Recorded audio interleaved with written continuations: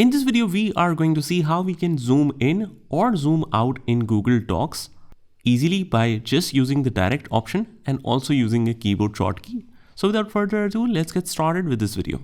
So first of all, just make sure that if you're unable to read this document, but you want to print it in the same font size, you don't have to increase the font size. You can zoom this document. So all you have to do is just click on this toolbar, select the zoom, and you can set whatever zoom you want.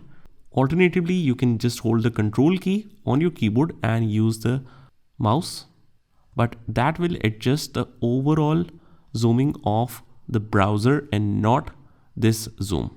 So just make sure of that if you want to just select the zoom of the specific document, you can adjust it from here, set whatever zoom you want, and it will zoom it perfectly for you. So that's pretty much it, guys. I hope you found this video helpful, and if you did, hit the like button and subscribe to our channel, and I will see you in the next one.